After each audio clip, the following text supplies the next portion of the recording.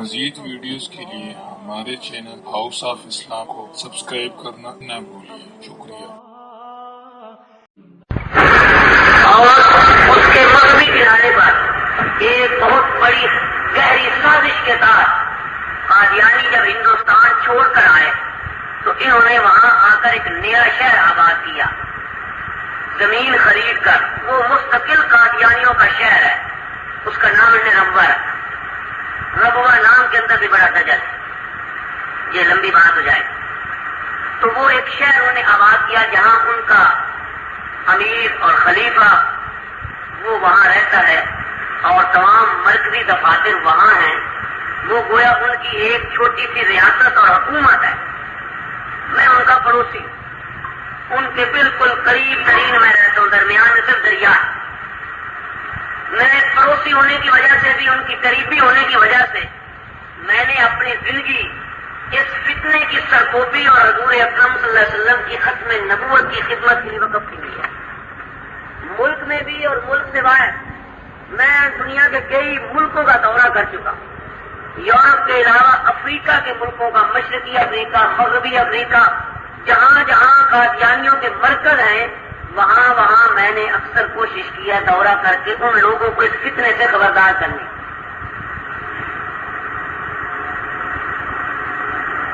اور الحمدللہ مجھے اس بات کا بھی فخر حاصل ہے کہ سعودی مملکت کے اندر پہلے قادیانیوں کا داخلہ بند نہیں تھا۔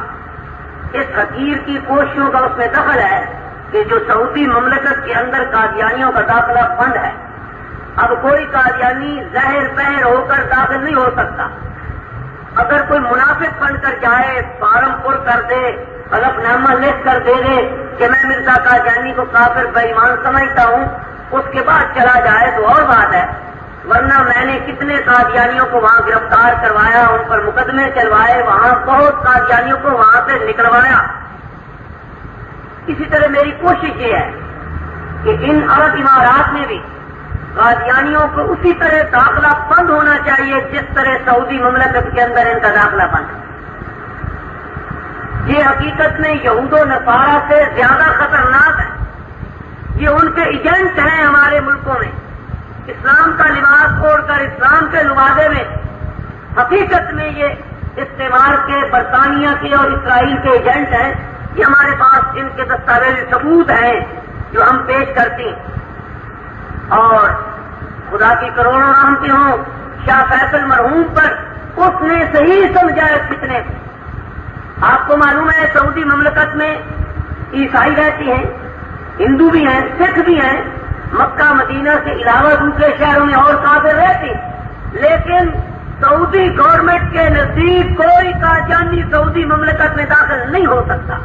انہیں پتہ چل جائے تو اس کو ویزا نہیں دیا جائے گا، اگر داخل ہو جائے، معلوم ہو جائے، اس کو وہاں سے نکال دیں گے۔ وہ سمجھ گیا اس فتنے کو کہ یہ کتنا خطرناک فتنہ ہے۔ آج آپ کی یہ عرب امارات بھری پڑی ہیں، یہاں بہت قادیانی ہیں، میں ذاتی طور پر جانتا ہوں بہتوں کے، میرے پاس پتے ہیں، ایڈریس ہیں، اور یہاں حکومت کے عام شعبوں میں۔ بہرحال یہ مسئلہ آپ سے متعلق نہیں، یہ تو یہاں کے ذمہ دار حکومت کے لوگوں سے متعلق ہے جو میں ان سے بات چیت کر رہا ہوں۔ آپ سے تو مجھے اس مسئلے پر دو ایک باتیں کہنی، یہ تھوڑا سا اپنا تعارف کرایا تاکہ آپ کو پتہ چل جائے کہ میری زندگی کا مشن جو ہے وہ اس فتنے کی سرکوبی، اس فتنے کا تعاقب کرنا ہے۔ اگرچہ یہ میرے اکیلے کا فرض نہیں، یہ ہر اس مسلمان کا فرض ہے جو حضور اکرم صلی اللہ علیہ وسلم کو خاتم النبیین مانتا ہے، جو آپ کو خدا کا آخری پیغمبر مانتا ہے، اس کا فرض ہے۔ جہاں تک مسئلہ ختم نبوت کا تعلق ہے، الحمدللہ ہم سب مسلمان اس عقیدے پر متفق ہیں کہ ہمارے پیغمبر خدا کے آخری نبی ہیں، آپ کے بعد قیامت تک کوئی نبی نہیں۔ آپ نے بڑی وضاحت اور صراحت کے ساتھ فرمایا کہ میں خدا کا آخری پیغمبر ہوں، ان الرسالۃ والنبوۃ قد انقطعت۔ سن لو، نبوت بھی ختم، رسالت بھی ختم، فلا رسول بعدی ولا نبیہ، میرے بعد اب نبی بھی کوئی نہیں، رسول بھی کوئی۔ ہاں، سات امت کو خبردار کیا کہ میرے بعد جو نبوت کا دعویٰ کرے یاد رکھنا وہ کذاب اور دجال ہوگا، اور ضرور ایسے لوگ ہوں گے جو میری امت میں سے ہوں گے، میرا کلمہ پڑھیں گے، قبلے کی طرف منہ کر کے نمازیں پڑھیں گے، یہ قرآن کی تلاوت کریں گے، لیکن نبوت کے دعوے کریں گے۔ خبردار رہنا، لا تقوم الساعة حتى يبعث الدجالون كذابون، اس وقت تک قیامت نہیں آ سکتی جب تک کئی کذاب اور دجال پیدا نہ ہو۔ كلهم يزعم انه نبی اللہ، ان میں ہر ایک دعویٰ کرے گا کہ میں خدا کا نبی ہوں۔ فرمایا یاد رکھنا انا خاتم النبیین لا نبی بعد۔ ایک حدیث میں آپ نے ارشاد فرمایا انه سيكون في امتی، میری امت میں سے ہوں گے جو نبوت کے دعوے کریں گے، وہ میری امت میں سے ہوں گے، یعنی میرا کلمہ پڑھیں، اپنے آپ کو مسلمان کہیں، قبلے کی طرف منہ کر کے نمازیں پڑھیں، لیکن فرمایا وہ نبوت کا دعویٰ کرنے سے کافر دائرہ اسلام سے خارج اور مرتد ہو جائیں گے۔ خدا کے پیغمبر نے لقب دیا کذاب اور دجال۔ کذاب کا معنی جھوٹا نہیں، علماء بیٹھے ہیں، کذاب کا معنی ہے بہت بڑا جھوٹا، مبالغے کا سیدھا۔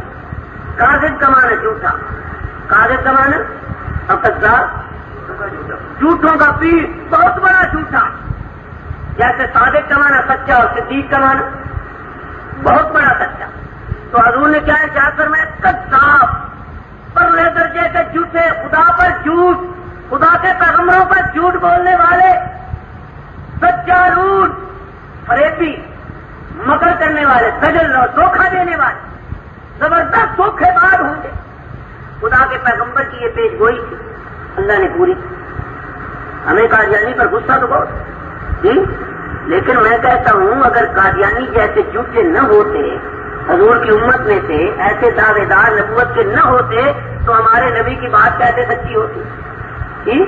نبی نے پہلے بتا دیا انہ سیکون فی امتی، میری امت میں سے ہوں گے۔ چنانچہ آپ کے دنیا سے رخصت ہوتے ہی صدیق اکبر رضی اللہ تعالیٰ عنہ کے دور خلافت میں حضور کی یہ حدیث اور پیش گوئی پوری ہوگی۔ مسلمہ کذاب نے نبوت کا دعویٰ، اسود عنسی نے کیا، طلحہ نے کیا، اور ایک عورت نے بھی کیا، اس کا نام تھا سجا۔ وہ کہنے لگی میں بھی نبی۔ لوگوں نے کہا کہ اب تک کوئی عورت نبی نہیں بنی، آدم علیہ السلام سے لے کر جتنے بھی نبی ہوئے، مرد نبی سے عورت تو کوئی بھی نہیں ہوئی۔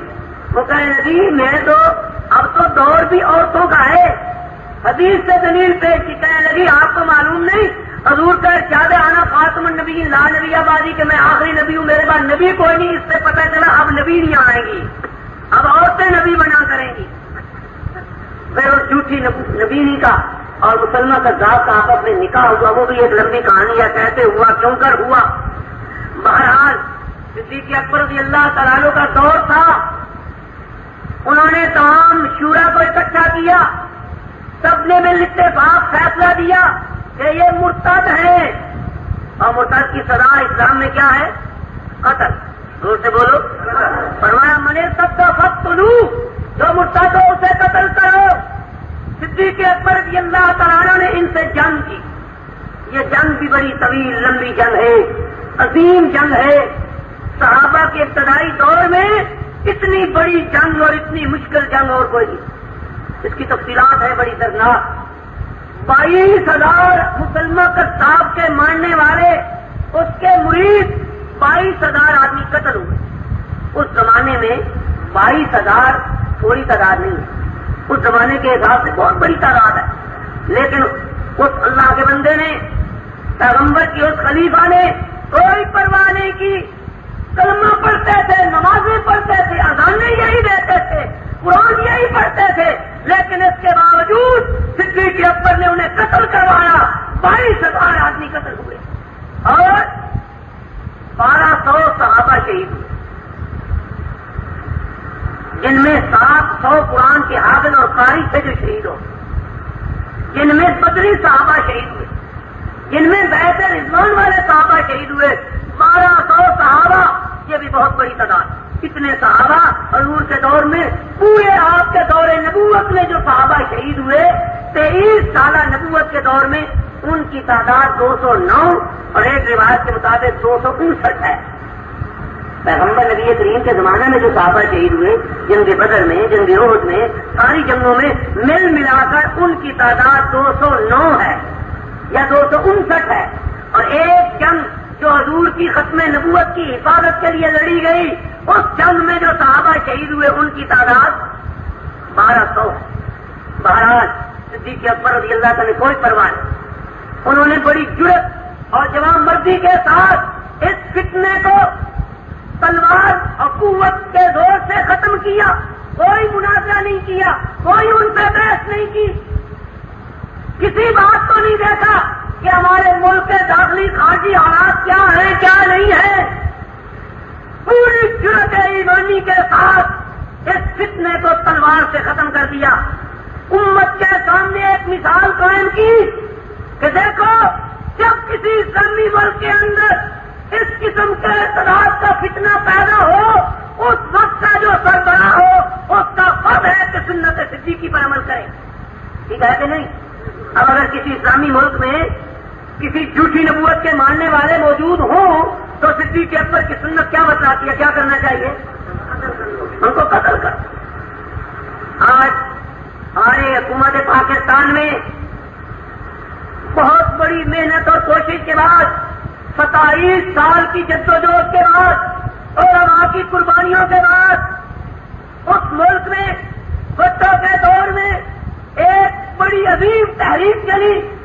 اس تحریک کے نتیجے میں قادیانیوں کو غیر مسلم کافر تسلیم کیا گیا، آئین کے اندر قانون کے اندر لکھ دیا گیا کہ قادیانی کافر ہیں اور غیر مسلم ہیں۔ بڑی جدوجہد کے بعد علماء ہم جیسے سرفرے لوگ، ہم نے 24 سال حکومت سے لڑائی لڑی، جیلوں میں گئے، مارے گائے، قید کی سزائیں بھوگی۔ یا کے زمانے میں مارشل لا نے مجھے 1 سال قید و مشقت کی سزا ہوئی تھی، صرف اس تقریر پر کہ قادیانی کافر، جو اسے کافر نہ کہ وہ بھی کافر۔ ہم نے کبھی پرواہ نہیں کی کسی حاکم کی، نہ مارشل لا کی نہ کسی کی۔ مجھے تو اس موجودہ مارشل لا میں بھی 1 مہینہ قید و مشقت کی سزا ہوئی۔ مولوی ضیاء کی حکومت میں 1 مہینہ قید و مشقت، چوری نہیں، ڈاکہ نہیں، کوئی اور جرم نہیں۔ صرف جمعے کی تقریر میں میں نے کہا مرزا بے ایمان ہے، جو اس کو بے ایمان نہ کہے وہ بھی بے ایمان۔ اس پر مارشل لا کا کیس بن گیا اور مجھے 1 مہینہ قید و مشقت کی سزا ہوئی۔ 19 دن میں نے سزا بھوگی، ابھی 11 دن میری باقی ہے۔ ہائی کورٹ میں میرا کیس چل رہا ہے، ریٹ ہو رہی ہے۔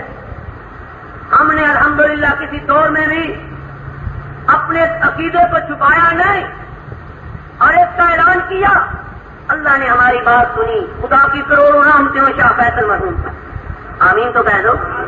سن 74 میں شاہ فیصل مرحوم، اس کی سرپرستی میں مکہ مکرمہ میں رابطہ عالم اسلامی کے زیر اہتمام ایک کانفرنس ہوئی، معتمر منظمات اسلامیہ، جس میں دنیا کی تمام اسلامی تنظیموں کے نمائندوں کو بلایا گیا۔ ان کے سامنے ایک ایجنڈا، مسائل، ان میں پہلا مسئلہ یہ تھا کہ قادیانیوں کے بارے میں تم فیصلہ دو کہ یہ کیا ہے، مسلمان ہے یا کافر۔ اس کانفرنس میں آپ کا یہ خادم چنیوٹی بھی تھا۔ یہ قادیانیوں کا سارا لٹریچر اوپر ان کا لے کر وہاں پہنچا ہوا تھا۔ الحمدللہ وہاں پر اس بات کا اعلان ہوا کہ اتفاق 104 ملکوں کے علماء اکٹھے تھے، 300 سے زائد بڑے بڑے علماء مفتی جمع تھے۔ انہوں نے اعلان کیا، اعلان کفر حاضر طیبہ و خروج علی الاسلام۔ ہم مکہ مکرمہ میں خدا کے ساتھ گھر کے ساتھ میں بیٹھ کر اعلان کرتے ہیں کہ یہ جماعت کافر ہے اور دائرہ اسلام سے۔ یہ 1974 میں اعلان ہوا مکہ، اللہ نے ہماری مدد کی، مرکز اسلام سے اعلان ہوا۔ اس اعلان کی صدائے باز گشت پاکستان میں سنی گئی، اسی سال پاکستان میں پھر تحریک شروع ہوئی، جس کے نتیجے میں قادیانیوں کو غیر مسلم اقلیت قرار دیا گیا۔ لیکن افسوس یہ ہے کاغذی طور پر کارروائی ہو گئی، عملاً آگے کچھ نہیں ہوا اور ہمارا مسلمان سو گیا۔ اب ہمارا مسلمان بھائی یہ سمجھتا ہے بس قادیانی کا مسئلہ ختم، حل ہو گیا، بس وہ کافر ہو گئے۔ ارے وہ کافر تو پہلے دن سے تھے، یہ تو نہیں کہ سن 74 میں وہ کافر ہوئے۔ سن 74 میں تو گورنمنٹ نے مانی ہماری بات اور ہمارے تو پہلے دن سے فیصلہ فتوا دیا یہ کافر ہیں۔ اب اس فیصلے کے بعد مسلمانوں نے توجہ چھوڑ، انہوں نے کہا مسئلہ ختم. مجھے کہتے ہیں میرے دوست، خاص میرے بے تکلف، مولوی صاحب اب تو ان کو چھوڑ دو، کوئی اور مسئلہ بیان کیا کرو، تمہیں اور مسئلہ ہی کوئی نہیں آتا. میں کہتا ہوں مجھے کوئی بھی نہیں آتا. جب یہ مسئلہ پورا حل ہوگا پھر کوئی اور مسئلہ بیان کروں گا. ابھی مسئلہ حل نہیں. کیا قادیانی ختم ہو گئے دنیا میں؟ چلو آپ کے پاکستان میں ختم ہو گئے، ہو گئے بہت ہے. کیا قادیانیوں نے تبلیغ بند کر دی ہے؟ تبلیغ بھی کر. کیا قادیانیوں نے فیصلے کو مانا ہے؟ فیصلہ بھی نہیں مانا. وہ اپنے آپ کو بھی مسلمان ہیں. ان کی جرت دیکھو. ڈاکٹر عبدالسلام سائنسدان جس کو نوبل پرائز انعام ملا ہے، اس کو ہمارے صدر نے اپنے ملک میں بلایا اس کی اظہار اور عزت ڈگری لینے کے. اس نے اسمبلی ہال میں کھڑے ہو کر جس اسمبلی میں قادیانیوں کو غیر مسلم قرار دیا گیا تھا، اس اسمبلی میں کھڑے ہو کر صدر ضیاء کی موجودگی میں کہا کہ میں پہلا مسلمان ہوں. وہ مسلمان ہے یا کافر؟ بولو نا. وہ تو قادیانی ہے. وہ تو بھٹو کے دور میں استعفا دے کر چلا گیا تھا ناراض ہو کر. بھٹو کا مشیر تھا سیاسی مشیر، ناراض ہو کر چلا گیا. ہمارے ضلع کا وہ قادیانی اور سباب قادیانی ابھی ربے میں آیا ہے. جب اس کو انعام ملا، مرزا ناصر جو ان کا خلیفہ ہے، اس نے ربے سے تار بھیجا جو ان کے اخبار الفضل میں شائع ہوا کہ ہم تمہیں مبارک دیتے ہیں، تم پہلے مسلمان ہو اور تمہارے اس انعام کی وجہ سے مرزا قادیانی کی صداقت اور سچائی ثابت ہو. کیسے؟ تو لکھا ہے کہ مرزا قادیانی کی پیشگوئی تھی کہ تیرے پیروکار دنیا کے سب میدانوں میں غالب آئے، تمہیں یہ انعام ملا، ہمارے حضرت کی بات پوری ہو، اس لیے یہ قادیانیت کی سچائی کی دلیل ہے تمہیں جو انعام ملا ہے. میں نے کہا اس کے ساتھ 2 عیسائیوں کو بھی ملا، شاید آپ کے علم میں نہ ہو، اس کے ساتھ 2 عیسائیوں کو بھی نوبل پرائز ملا. اگر عبدالسلام کو انعام ملنا نوبل پرائز جو یہودی دیتے ہیں، اگر نوبل پرائز عبدالسلام کو ملنا یہ دلیل ہے قادیانیت کے مذہب سچے ہونے کی، تو اس کے ساتھ جو 2 عیسائیوں کو ملا پھر ان کا عیسائی مذہب بھی سچا. کیسا عیسائی مذہب سچا ویسا قادیانیوں کا مذہب سچا. ایک ہی سچے کے بچے ہیں جی. بہرحال لیکن اس بے ایمان نے عبدالسلام نے اسمبلی میں کھڑے ہو کر صدر ضیاء کی موجودگی میں 3 مرتبہ کہا میں مسلمان ہوں.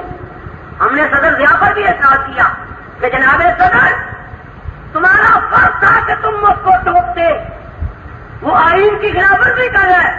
اس اسمبلی میں کھڑے ہو کر جس میں وہ آئین پاس کیا گیا تھا، یہ آئین کی توہین ہے یا نہیں؟ اور صدر نے قسم اٹھائی ہے اس آئین کی عزت اٹھائی. اس کا فرض تھا کہ وہ ٹوکتا، وہ اس سے چھوٹا نہیں بڑا تھا، اس کا فرض تھا لیکن اس نے نہیں ٹوکا. تو میں عرض کر رہا ہوں کہ قادیانی اپنے آپ کو ابھی بھی مسلمان کہتے ہیں.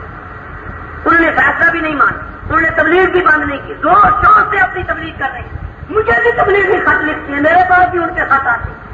مجھے بھی کہتی ہیں اب تو تمہیں خدا کا خوف کرو اور میں ماضی پر مرزے پر ایمان لے آؤ، نہیں تو تمہارا انجام بھی فیصل اور بھٹو کی طرح ہوگا. بڑے عجیب و غریب خط لکھتے.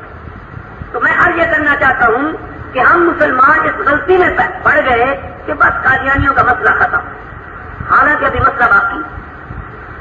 جب تک اس پر عمل درآمد نہ ہو ہم اب حکومت سے مطالبہ کریں، اور میں چاہتا ہوں اس مطالبے میں آپ بھی شریک، آپ بھی یہاں سے مطالبہ کریں، حکومت کو کہیں، لکھیں، تارے دیں، خطوط بھیجیں، ان سے مطالبہ کریں. کیا ابھی یہ بات طے ہو گئی کہ قادیانی کافر ہیں؟ کافروں کی بہت سی قسمیں علماء جانتے ہیں. کافر ایک جنس ہے، اس کی انواع ہے، اس کی قسمیں بہت سی. ہم یہ چاہتے ہیں کہ قادیانیوں کے متعلق یہ فیصلہ دیا جائے کہ یہ کس قسم کے کافر، جس قسم کے کافر ہیں اس قسم کا حکم ان پر جاری کرو. مثلا یہودی اور عیسائی کون ہے؟ کافر ہیں، لیکن ان کافروں میں اور ہندو اور سکھ کافروں میں فرق رہتے ہوں، اور ہندو اور سکھ بھی رہتے ہوں. آپ کے عرب امارات میں عیسائی بھی رہتے ہیں اور ہندو اور سکھ بھی رہتے ہیں، ان میں فرق ہے. عیسائی کا، یہودی کا ہاتھ کا ذبح کیا ہوا جانور مسلمانوں کے لیے حلال ہے، پوچھ لو علماء. لیکن ہندو اور سکھ کا، کافر کا، دوسرے وہ بھی کافر ہے لیکن اس کا ذبیحہ حرام. فرق ہو گیا یا نہیں؟ دونوں کافر، عیسائی بھی کافر، یہودی بھی کافر، اور ہندو اور سکھ بھی. یہودی اور عیسائی کا ذبیحہ حلال، ہندو سکھ کا ذبیحہ. عیسائی اور یہودی کی عورت سے مسلمان کو نکاح جائز ہے، حلال ہے، ہندو اور سکھ کی عورت سے نکاح حرام ہے۔ فرق ہو گیا کہ نہیں؟ اسی طرح ایک کافر ہے ذمہ، ایک کافر ہے حربی۔ ذمہ کافر اس کو کہتے ہیں جو اسلامی ملک کے اندر رہے، پاکستان میں جو کافر رہتے ہیں، عرب امارات میں، سعودی میں جو کافر رہتے ہیں ان کو بولتے ہیں ذمہ کافر۔ ذمہ کافر اس کے جان، مال، عزت، آبرو کی حفاظت ہمارے ذمے۔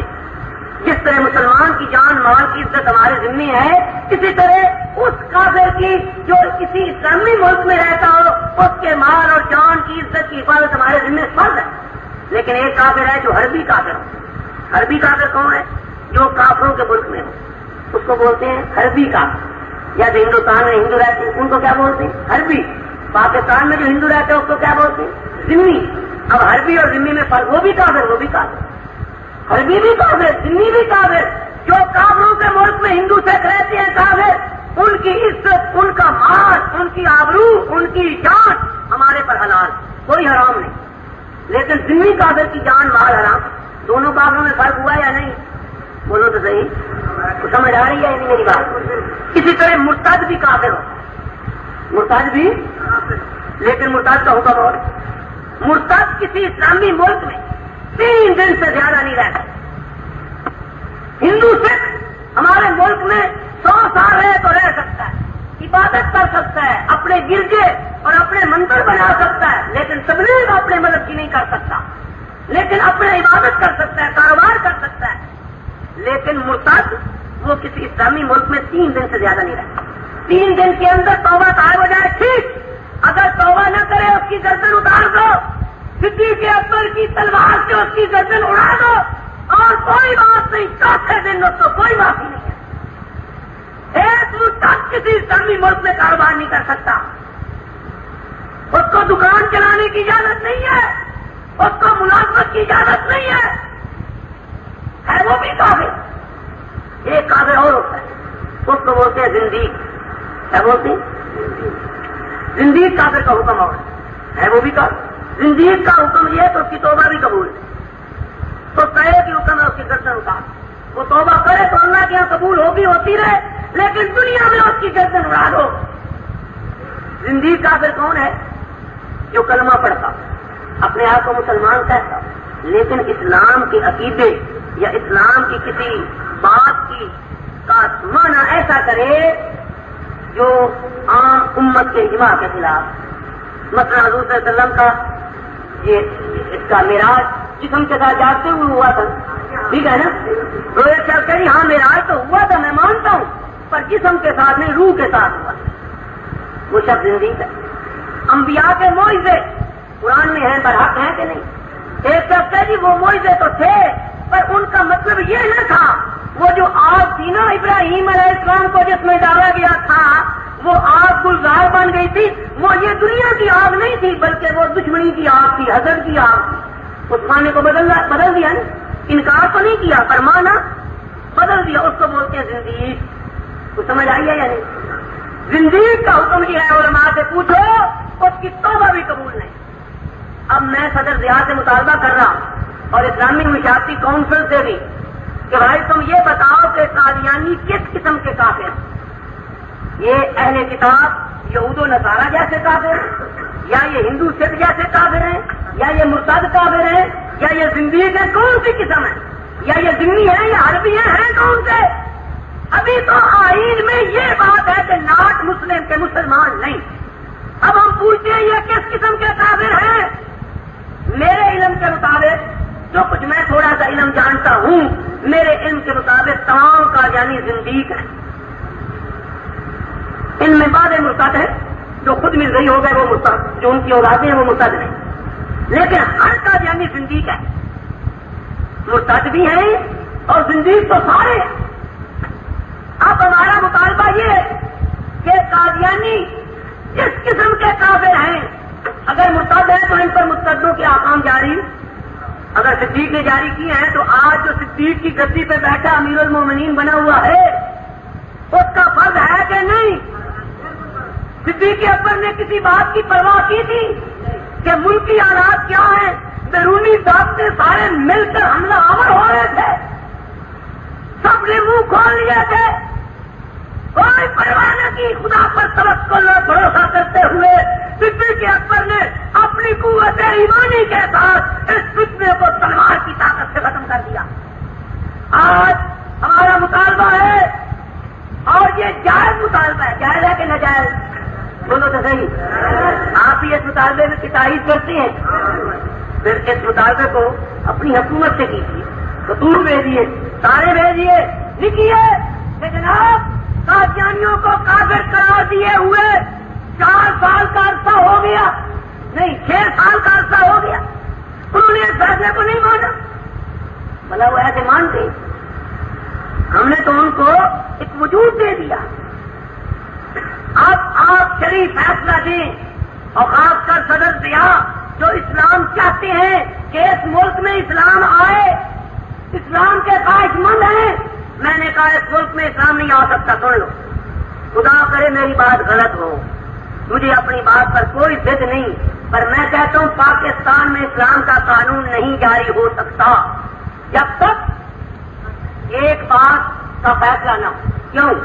آپ کو پتا ہے 1.5 سال ہو گیا ہے، 4 شرعی حدود کا اعلان ہوا تھا، چور کا ہاتھ کاٹ دو، ڈاکو کا ہاتھ اور پاؤں کاٹ دو، زانی کو سنسار کرو، شرابی کو، لیکن 1.5 سال کے عرصے میں کسی ایک مجرم کو شرعی سزا ملی نہیں۔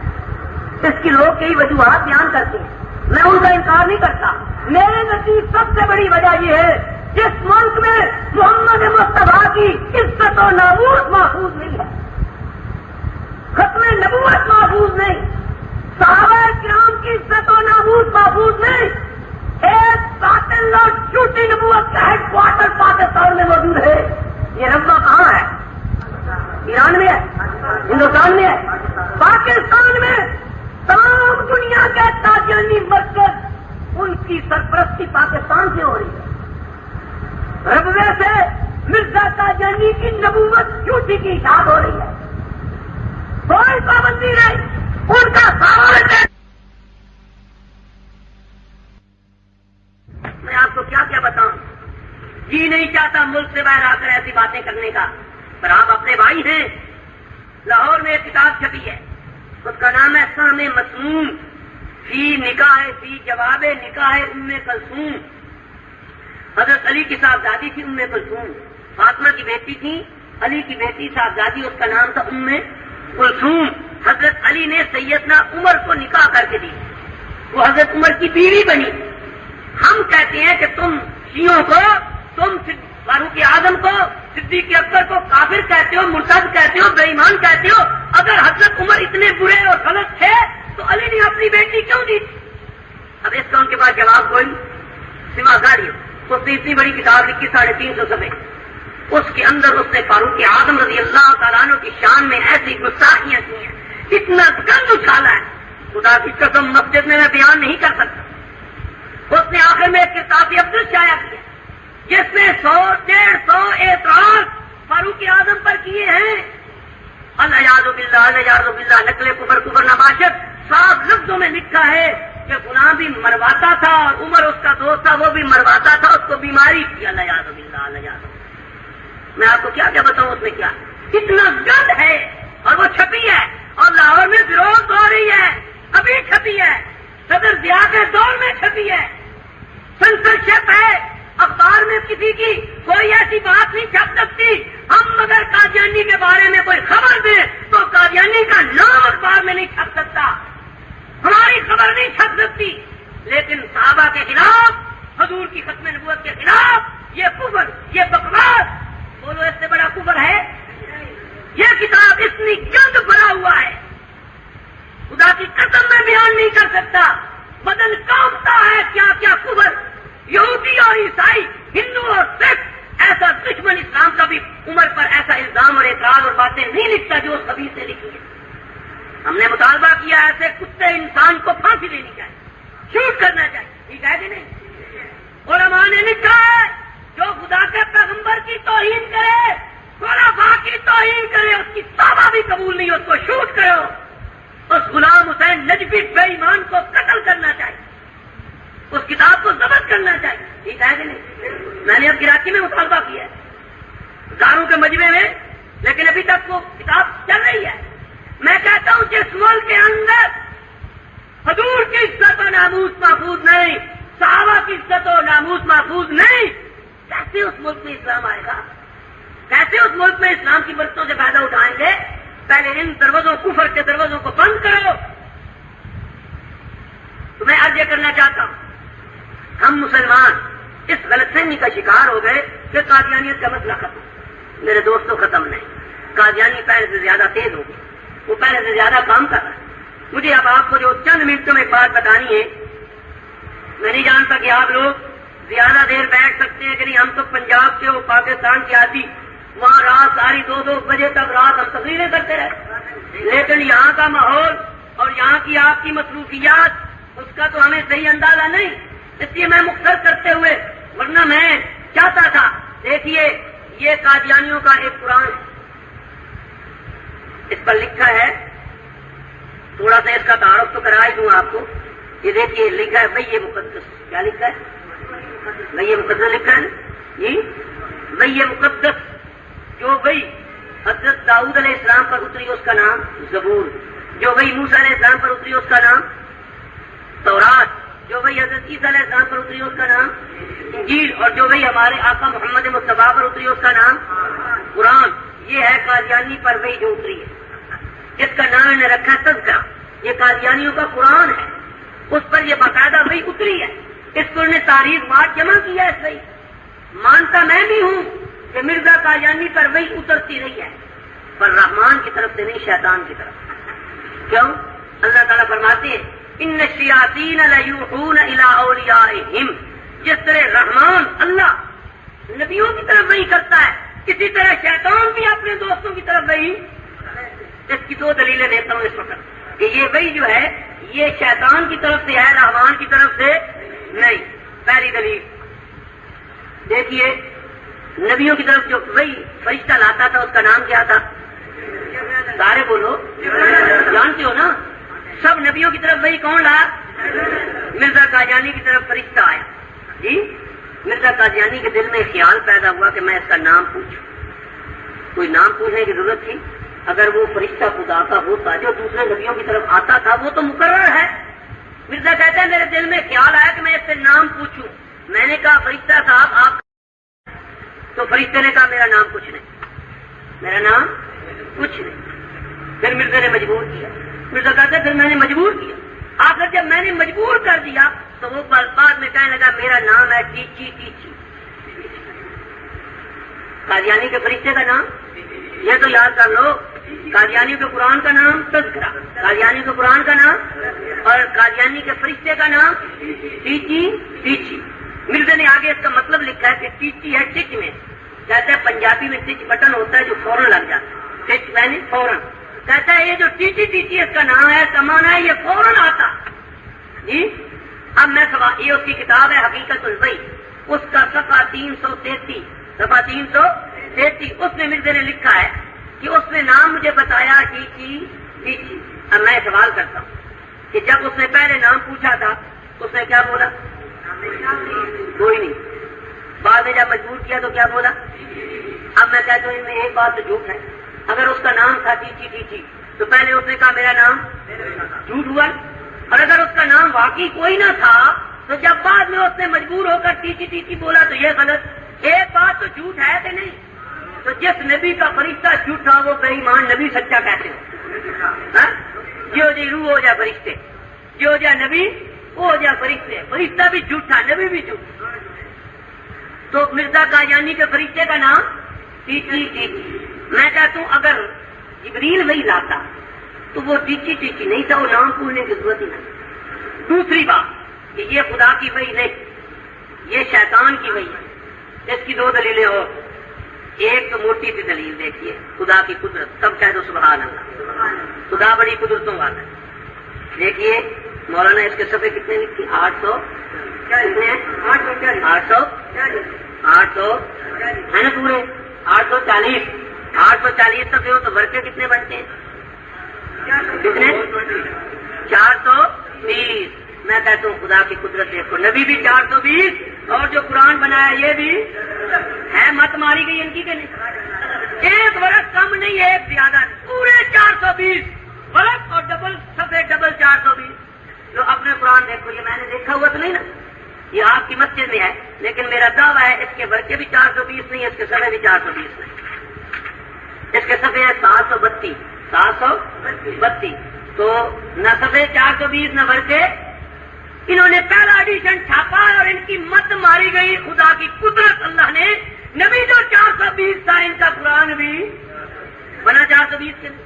اب آپ نے قرآن دیکھا ہزاروں متوں کے شکل، لیکن خدا کی قدرت ہے، مجھے تو آج تک ایک قرآن ایسا معلوم نہیں ہے جس کے صفحے 420 ہوتے یا برس 420 ہوتے۔ جب میں نے لوگوں کو یہ خدا کی قدرت بیان کرنی شروع کی، مرزا ہی بڑے پچھتائے، کہنے لگے یہ تو بڑی غلطی ہوئی، اب یہ ایڈیشن ختم ہو، نیا جب چھاپیں گے یا گھٹا دیں گے یا بڑھا دیں گے۔ میں بھی اسی توڑ میں رہا، یوں ہی ربے میں چھپا، میں نے منگوایا، میں نے سب سے پہلے اس کے صفحے دے، اس کے صفحے اب ہیں 818 800، تو 420 برس تو نہ رہے، کتنے بن گئے؟ 409۔ مجھے یوں ہی خیال آیا دل میں بیٹھے بٹھائے، بھئی 409 بھی کوئی دفعہ ہوگی، یہ بھی دیکھنی چاہیے۔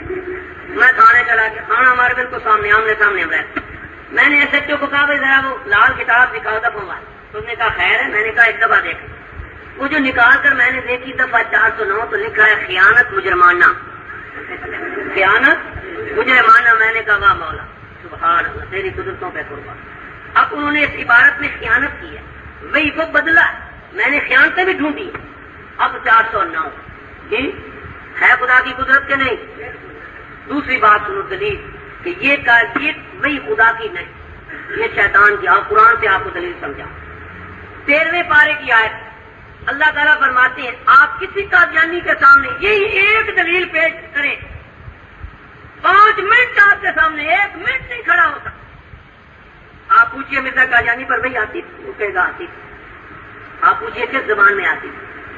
خدا تعالیٰ نے ایک قانون بیان کیا ہے 13ویں پارے میں، فرمایا وما ارسلنا من رسول الا بلسان قوم، میں نے آدم سے لے کر محمد مصطفیٰ صلی اللہ علیہ وسلم تک جتنے پیغمبر بھیجے، ہر نبی کو وہی اس کی اپنی قومی زبان میں۔ ہمارے نبی آمنہ کے لال محمد مصطفیٰ صلی اللہ علیہ وسلم، آپ کی زبان قومی کیا تھی؟ عربی۔ قرآن کس زبان میں آئے؟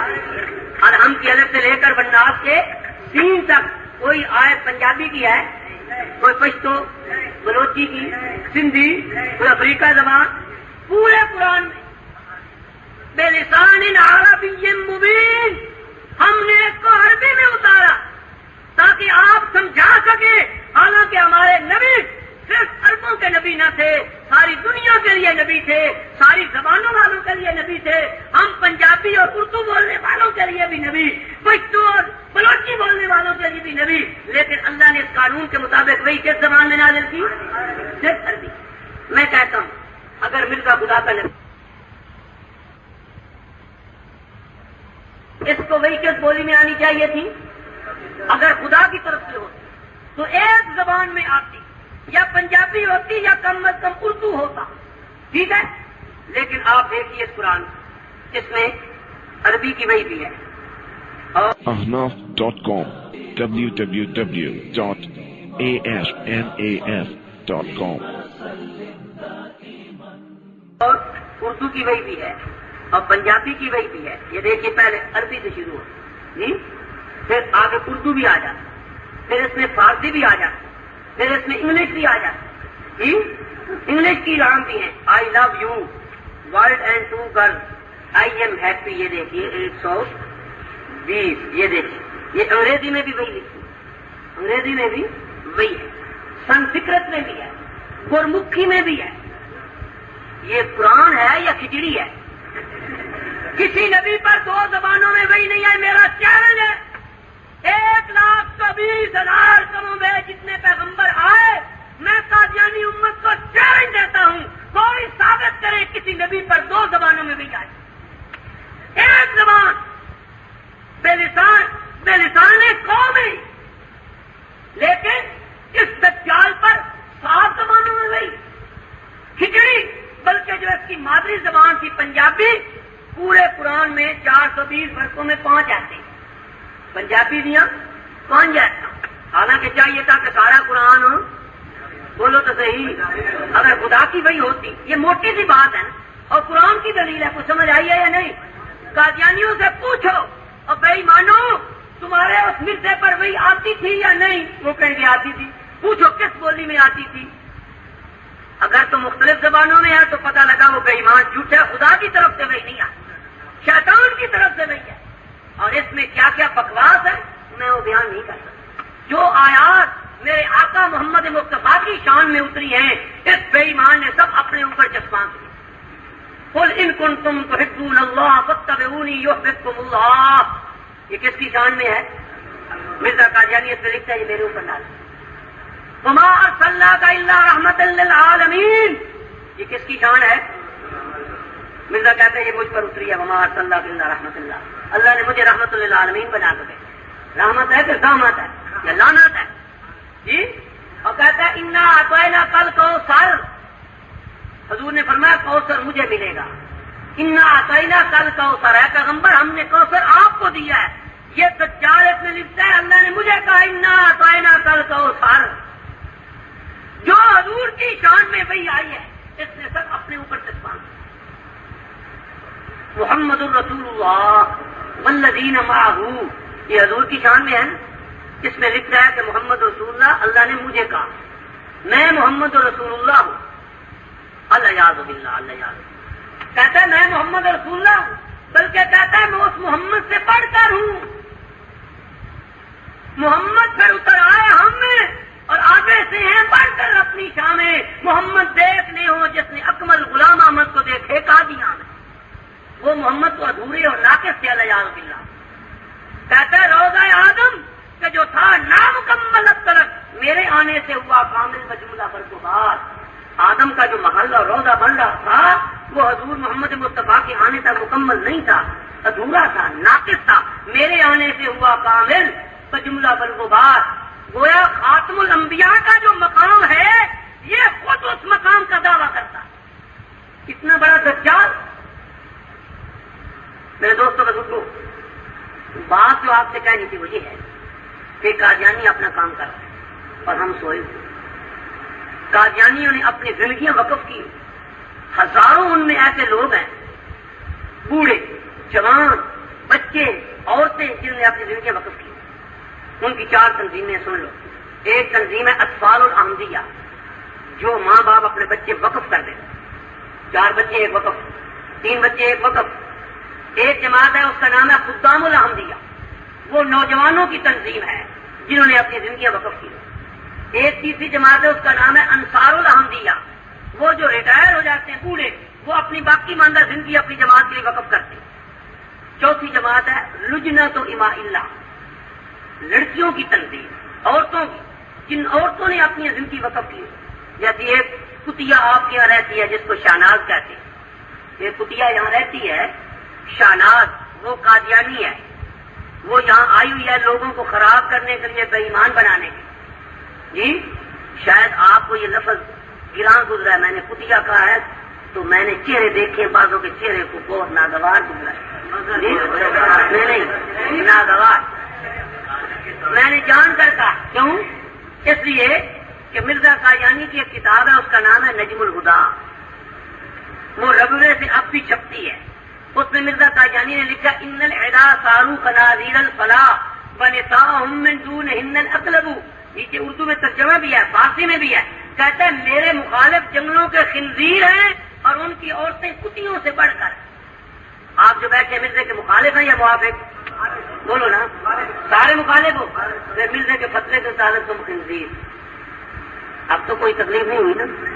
اگر میں مرزے کو خنزیر کہہ دوں یا مرزائیوں کو تو سب کو تکلیف ہوتی ہے.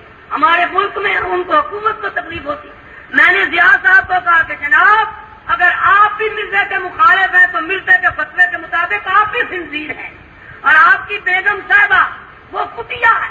وہ کہتا ہے جو میرے مخالف وہ سب جنگلوں کے خنزیر اور ان کی عورتیں کتیوں سے بڑھ کر ہیں.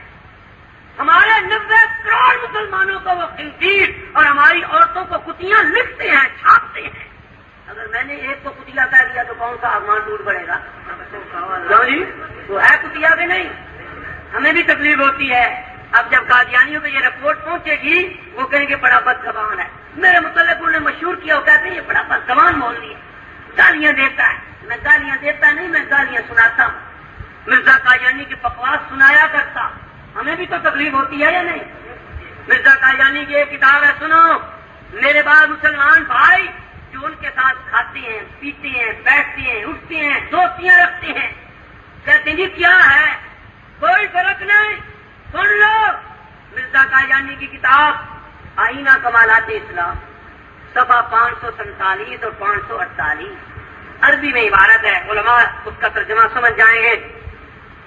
وہ کہتا ہے دل کا کوتبون ینظر الیہا کل مسلم بعین المحبت والمودت وینتفع من معارفها ویقبلنی ویصدق دعوتی الا ذریۃ البقایا الذین ختم اللہ علی قلوبہم فہم لا یعقلون۔ کہتا ہے جو مجھ پر ایمان نہیں لاتا، جو میری تصدیق نہیں کرتا، جو میری کتابیں نہیں پڑھتا، وہ سارے ذریۃ البقایا کنجریوں کی اولاد ہے۔ بقایا بغیہ کی جمع، بغیہ کا معنی بدکار عورت، کنجری، جیسا قرآن میں آتا ہے مائی مریم جب بیٹا لائی تھی عیسیٰ علیہ السلام بغیر باپ کے، بغیر خامن کے، تو یہودیوں نے کہا تھا ما کان ابوک امرأ سوء وما کانت امک بغیہ، اے مریم یہ بیٹا کہاں سے لائے، تیرا تو باپ بھی برا نہ تھا اور تیری ماں بھی بدکار۔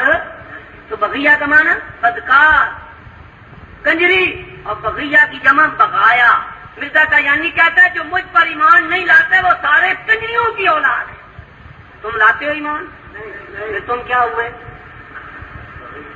بولو، جو تمہیں کنجری کا بیٹا کہے، تمہاری ماں کو کنجری سمجھے، تمہارے باپ کو کنجر کہے، تم اس کے ساتھ بیٹھ کر کھاؤ پیو دوستی بناؤ، اس کا معنی یہ کہ تم بھی اسی طرح بے غیرت، واقعی تم سمجھتے ہو جو کچھ وہ کہتا ہے ٹھیک ہے۔ اگر تم نے غیرت، جو تمہیں کنجری کا بیٹا کہتا، جو تمہاری ماں کو کنجری سمجھتا، اس کے ساتھ بیٹھنا چاہیے، اس کے ساتھ کھانا پینا چاہیے۔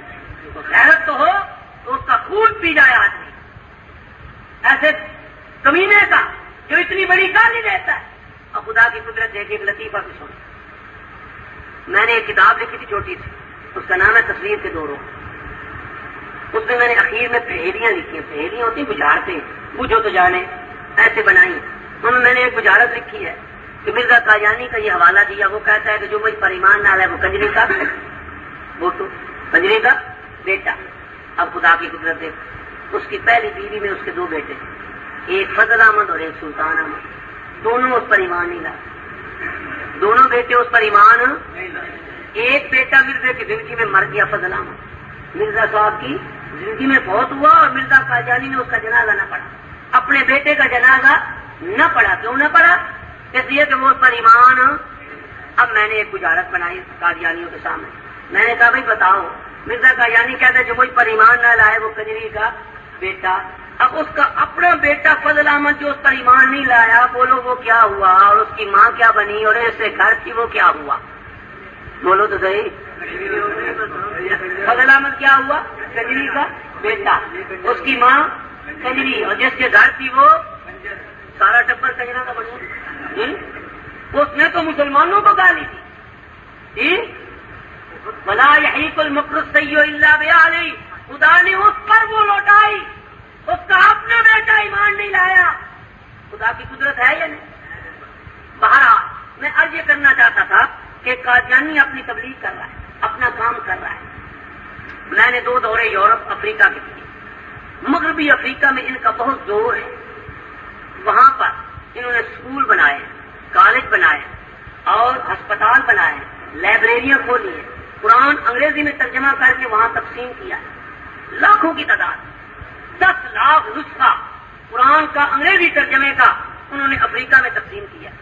ہم وہاں گئے، جس مسجد میں، جس ہوٹل میں، جس لائبریری میں، ہر جگہ قادیانیوں کا قرآن پڑھا۔ یہ سب کہنا وہ ہمارے والا قرآن، اس کا انگلش ترجمہ، اس قرآن کا انگلش ترجمہ، اور وہ انگلش ترجمہ جو ہے وہ سارا غلط ہے، جو اپنی مرضی کا انہوں نے لکھا ہے۔ مثلا آپ کو ایک مثال دیتا ہوں، یہ پہلے پارے میں آتا ہے، آپ کو دیر تو نہیں ہو گئی؟ یہ ایک دلیل اور دیکھیں، ختم نبوت کی ایک دلیل سمجھیں قرآن سے۔ اللہ تعالیٰ فرماتے ہیں وَالَّذِينَ يُؤْمِنُونَ بِمَا أُنزِلَ إِلَيْكَ وَمَا أُنزِلَ مِن قَبْلِكَ، وبالآخرۃ ہم یوقنون، مومن کون ہے؟ جو ایمان لاتے ہیں اس وحی پر اے پیغمبر جو آپ کی طرف نازل ہوئی، وما انزل من قبلک، اور جو آپ سے پہلے نازل، ان دو وحیوں پر ایمان لاتے ہیں۔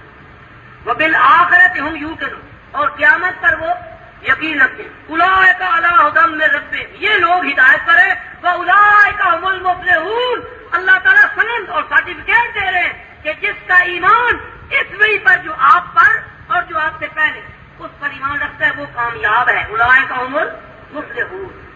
ہم کہتے ہیں اگر حضور کے بعد کوئی وحی آنی تھی جس پر ایمان لانا ضروری تھا، جیسا مرزا قادیانی کہتا ہے کہ میری اس وحی پر ایمان لانا ضروری ہے، جو اس وحی پر ایمان نہیں لاتا، جس طرح قرآن پر جو ایمان نہ لائے وہ کافر، اسی طرح جو میری وحی پر ایمان نہیں لاتا وہ بھی کافر۔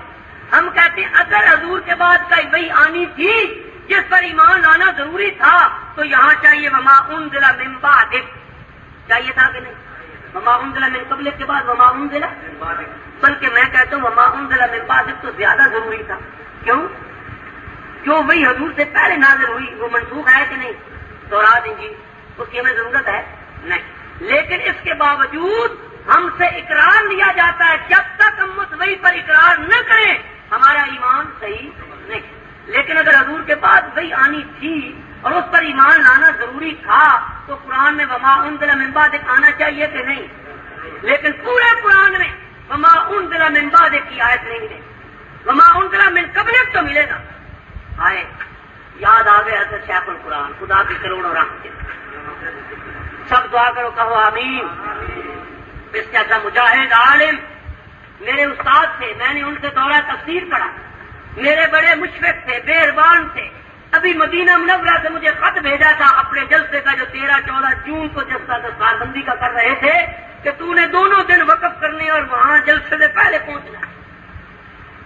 بڑی مدت کی بات ہے، حضرت نے مجھے تار بھیجا، شیخ القرآن مولانا غلام اللہ خان رحمۃ اللہ علیہ رحمتاً واسعہ، مجھے تار بھیجا کہ کتابیں لے کر فوراً آ جاؤ پنڈی۔ میں نے قادیانیوں کا بکسہ ایک رکھا ہوا بہت بڑا، قادیانی کی ساری کتابیں اس میں لاش مرزے کی پوری رکھی ہوئی، وہ لے کر میں راول پنڈی پہنچا۔ میں نے کہا حضرت حکم، ایک قادیانی تھا اس کا نام ہے حاجی نور حسین، آج کل وہ الحمدللہ مسلمان ہے، فیصل آباد میں چیف ٹمبر مرچنٹ لکڑی کا کاروبار کرتا ہے، زندہ ہے، موجود ہے، وہ تھا قادیانی۔ حضرت نے مجھے تار بھیج کر بلایا اس سے بات چیت کرنے کے لیے۔ خیر اس کا پتہ کیا تو معلوم ہوا کہ وہ مری چلا گیا۔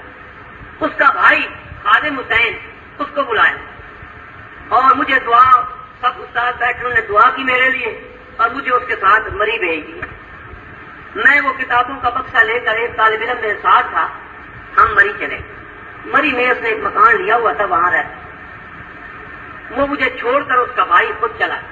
اب وہ قادیانی حاجی نور حسین، میں اور ہمارا شاگرد 3 آدمی، 2 دن میں اس کے ساتھ بحث کرتا رہا، مرزے کی کتابیں اور حوالے اور ثبوت دیتا رہا، لیکن اس کی سمجھ میں نہیں آئی بات۔ جب میں نے یہ آیت نکال کر اس کو یہ بات سمجھائی کہ بھائی دیکھو مرزا قادیانی جو اس وحی پر کہتا ہے ایمان لانا ضروری ہے، اگر کوئی حضور کے بعد وحی آنی تھی تو چلو یہاں آتا نا ما انزل من قبلک کے بعد وما انزل من بعد، پورے قرآن میں وما انزل من بعد اتنے جی، اس سے معلوم ہوتا ہے کہ حضور کے بعد کوئی وحی نہیں ہے جس پر ایمان لانا۔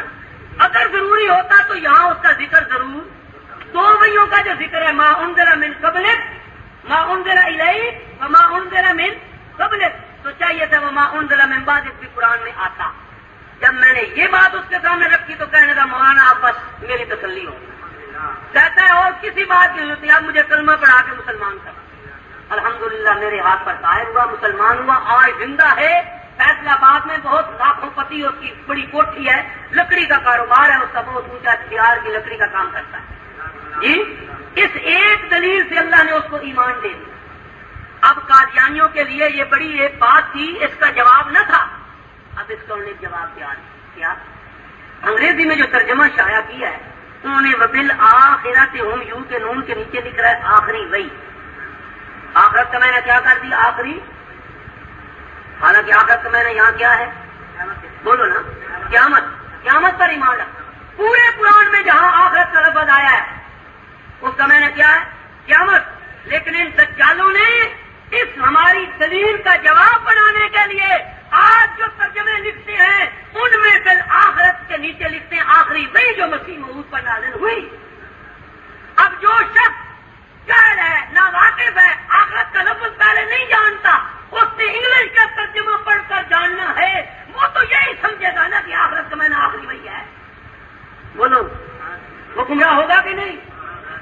یہ قرآن کا ترجمہ لاکھوں کی تعداد میں افریقہ میں امریکہ میں بانٹ رہے اور وہ پاکستان کا چھپا ہوا۔ میں نے پہلے دورے میں آ کر بھٹو گورنمنٹ سے بھی مطالبہ کیا تھا کہ جب تم نے قادیانیوں کو غیر مسلم مان لیا ہے، کافر قرار دے دیا ہے، تو ان کو قرآن کا ترجمہ چھاپنے سے روکو، ان پر پابندی لگاؤ، ان کے قرآن کے ترجمہ کو ضبط کرو۔ اس نے بھی ہماری بات نہیں سنی اور میں نے اب آ کر اس جناب مولوی ضیاء الحق صاحب جنرل ضیاء کو بھی کہا کہ جناب ضیاء صاحب پاکستان کے نام سے غیر کفر پھیل رہا ہے، وہ لوگ کچھ نہیں جانتے، وہ جانتے ہیں پاکستان کا قرآن، تو پاکستان تو اسلام کا قلعہ ہے، جو چیز قرآن پاکستان سے آئے گا چھپ کر وہ سمجھ سکتے ہیں کہ یہ غلط ہو سکتا ہے۔ تو میں نے کہا کہ پاکستان کے لفظ سے یہ گمراہی پھیل رہی ہے، تمہارا فرض ہے کہ قادیانیوں کے قرآن کے ترجموں کو ضبط کرو، ان پر پابندی لگاؤ کہ تم قرآن کا ترجمہ شائع نہیں کر سکتے۔ لیکن کوئی پابندی نہیں ہے، اب تک پابندی نہیں۔ خدا جانے کس کو اللہ توفیق دے، اس کو رب توفیق دے دے اور اس کو توفیق نہیں ہے تو رب کوئی اور لا دے۔ بہرحال اب یہ کرنا ہے کہ قادیانی پورے زور شور سے اپنا کام کر رہے ہیں اور ہمارے پاس اس کا کوئی توڑ نہیں۔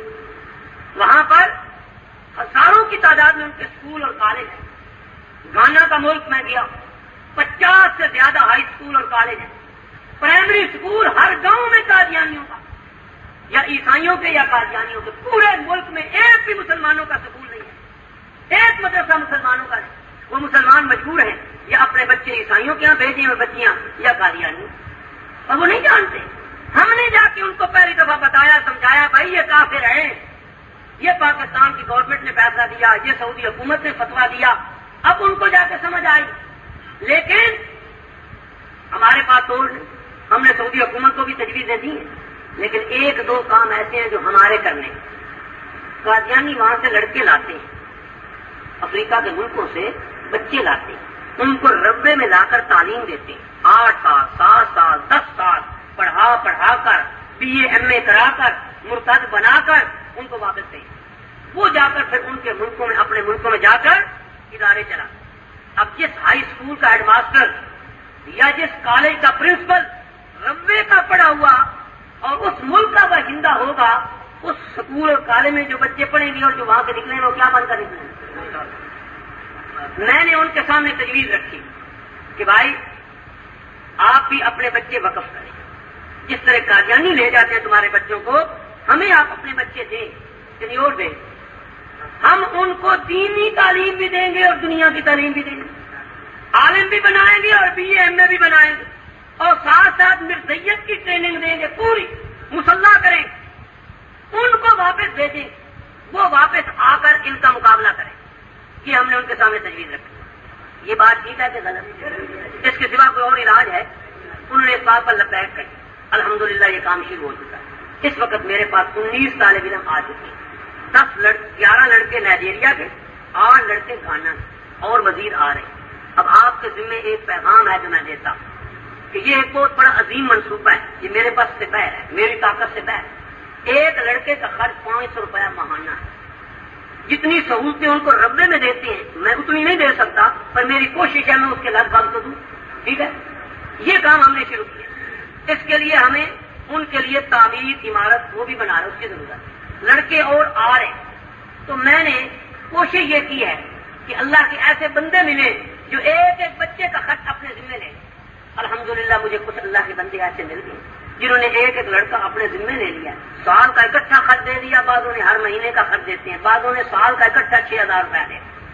زکوٰۃ کی مد سے، صدقے کی مد سے آپ دے سکتے۔ تو بہرحال جو اتنی طاقت رکھتا ہو ایک بچے کا خرچ وہ اپنے ذمہ لے لے، جو ایک بچے کا نہیں دے سکتا تھوڑا دے سکتا ہے وہ اپنی طاقت کے مطابق۔ لیکن میں چاہتا یہ ہوں کہ مستقل ماہانہ جس طرح قادیانی اپنی آمدنی کا 1/16 حصہ اور 1/10 حصہ وہ اس کفر کے لیے دیتا ہے۔ اس وقت 24,000 سے زیادہ وہ قادیانی ہیں جو اپنی جائیداد کا 10واں حصہ وقف کر چکے ہیں۔ وہ جانی قربانی بھی دے رہے ہیں، مالی قربانی بھی دے رہے ہیں، اپنی زندگیاں وقف کر رہے ہیں، اپنی جائیدادیں وقف کر رہے ہیں، کروڑوں روپے تو ان کے فن ہے، اس سے وہ کفر چل رہا ہے۔ آپ بتائیے آپ حضور کی ختم نبوت کے لیے کیا کر رہے ہیں؟ اگر قیامت کے روز آپ سے پوچھا جائے ٹھیک ہے آپ دین کے اور کام کرتے ہیں، مجھے انکار نہیں، پر حضور کی ختم نبوت کی حفاظت بھی ہمارا ذمہ ہے کہ نہیں؟ یہ جھوٹی نبوت کے اڈے دنیا میں قائم ہو گئے اور ارتداد پھیل رہا ہے۔ قیامت کے روز ہم سے پوچھا جائے گا صحابہ کرام نے تو جانیں دی تھی اور اس فتنے کو ختم کیا تھا، تم نے کیا کیا؟ جان بھی نہیں دے، مال بھی نہیں دے سکتے، قلم سے زبان سے کوئی کام نہیں کر سکتے، تو تم نے میری ختم نبوت کی حفاظت کیا؟ یہ آپ سے گزارش ہے، وقت چونکہ ہو گیا اذان کا تو کہہ دو اذان، بات بھی ختم کر رہا ہوں۔ وہ جو افریقہ کے بچے آئے ہوئے ہیں میرے پاس، ان کو میں ہی قابو کرتا ہوں، تو ایسے ہیں کہ خدا کے جن ہیں آئے ہوئے، ان کی تربیت کرنا، ان کو سنبھالنا وہ بھی ایک مسئلہ ہے۔ بہرحال خدا کے بھروسے پر یہ کام ہم نے شروع کیا ہے، جس میں ہمیں آپ کے تعاون کی ضرورت ہے۔ ان کے لیے ہم ہاسٹل بنا رہے ہیں، دارالاقامہ تعمیرات، وہ بھی بہت بڑا لمبا پروگرام ہے، اخراجات ہیں 4-5 لاکھ روپے کے تعمیرات کے، اور ان کی علیحدہ اپنے اخراجات ہیں، ہر لڑکے کا 5 روپیہ وظیفہ، ماہانہ خرچہ، اساتذہ کی تنخواہیں، بہت اخراجات ہیں۔ اس میں یہ چاہتا ہوں کہ آپ کو مستقل تعاون کی شکل بنائیں، اپنی آمدنی میں 10واں حصہ نہیں، 20واں نہیں، 40واں نہیں، 100واں حصہ ہی مقرر کر۔ مہینے میں اگر آپ کو 100 روپے آتے ہیں تو 1 روپے حضور کی ختم نبوت کے لیے جمع کیجیے، اتنا بھی نہیں کر سکتے، قادیانی 10واں حصہ دیتا ہے، آپ 100واں بھی نہیں دے سکتے۔ اگر اتنا بھی آپ نہیں دے سکتے تو قیامت کے روز سوچیں کہ اگر پوچھا جائے، صحابہ ہی پوچھے ہم نے تو گردنیں کٹا دی تھی، جانیں دے دی تھی، تم نے کیا کیا، کیا جواب ہے؟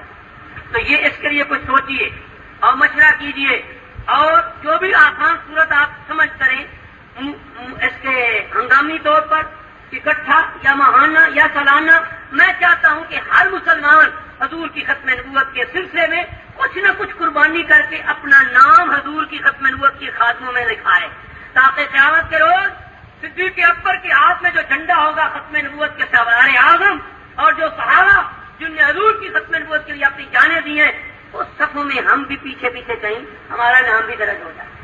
آخر میں ایک دعا کی درخواست، میری تمنا یہ ہے اللہ تعالیٰ مجھے اتنی مہلت دے زندگی میں، جن جن ملکوں کے لڑکے ربوے میں آ کر پڑھ رہے ہیں، 50 ملکوں کے اس وقت لڑکے پڑھ رہے ہیں، ان ملکوں کے 3-3 4-4 لڑکے میں بھی پڑھا کر تیار کر کے ان ملکوں میں پھیلا دوں۔ اللہ میری زندگی میں اتنی مہلت سارے کا دعا نہیں، ایک تو میرے لیے دعا مانگنا، دوسری دعا ان بچوں کی کہ جو بچے آئے ہوئے ہیں یا آنے والے ہیں، اللہ تعالیٰ ان کی قادیانی ڈاکوں سے حفاظت کرے اور ان کو اپنے مشن میں کامیاب فرما کر واپس اپنے ملکوں میں اسلام کی اور ختم نبوت کی خدمت کی توفیق عطا۔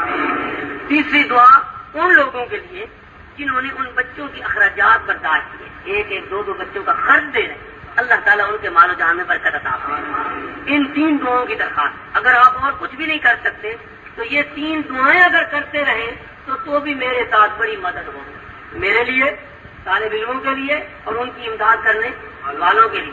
کیا میں آپ سے یہ توقع کر سکتا ہوں کہ آپ دعاؤں کے چندہ تو دیں گے کہ نہیں؟ پیسے دینے تو بڑے مشکل ہے جی، لیکن دعا تو مشکل نہیں، لیکن دعا بھی مجھے امید نہیں کہ آپ کو میرے چلے جانے کے بعد یاد رہے، اس لیے میں یہ چاہتا ہوں کہ آپ مسجد میں عہد کریں کہ اگر 5 وقت ہر نماز میں یاد نہ رہے تو 24 گھنٹوں میں 1 دفعہ یہ دعائیں ضرور مانگیں۔ یہ وعدہ کرتے پکا، جو وعدہ کرتے ہاتھ کھڑے، یاد رکھنا یہ مسجد میں ہاتھ کھڑے کر رہے ہو، اگر آپ کی یہ دعا میرے ساتھ رہی 3 دعائیں، میں انشاءاللہ کامیاب۔ بہرحال میں نے اپنا پیغام آپ تک پہنچا دیا، جتنا میرا فرض ہے حضور کی ختم نبوت کے لیے تگودو کرنا، میں سمجھتا ہوں ہر مسلمان کا فرض ہے۔ میں تو فرض کفایہ ادا کر رہا ہوں اپنی طاقت کے مطابق جتنا ہو سکتا ہے۔ میں اللہ کے یہاں کہہ سکتا ہوں جو میرے وسائل سے میں اس کے مطابق اتنا کام کیا ہے۔ بہرحال اللہ تعالیٰ مجھے اور توفیق عطا فرمائے اور آپ کو بھی توفیق عطا فرمائے۔ وآخر دعوانا ان الحمدللہ رب العالمین۔ اللہم صلی علی سیدنا محمد وعلی آل سیدنا محمد وبارک وسلم۔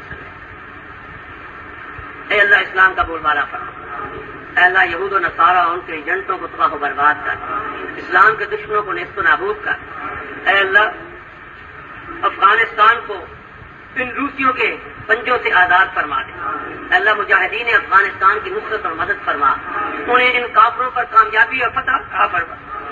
فلسطین, بیت المقدس اور مقبوضہ کشمیر کو اے اللہ کافروں سے آزاد فرما دے. اے اللہ پاکستان اور تمام اسلامی ملکوں میں صحیح اسلامی نظام کو جاری فرما دے. اے اللہ ہم سب کو پیارے نبی کی سنت پر چلنے والا بنا.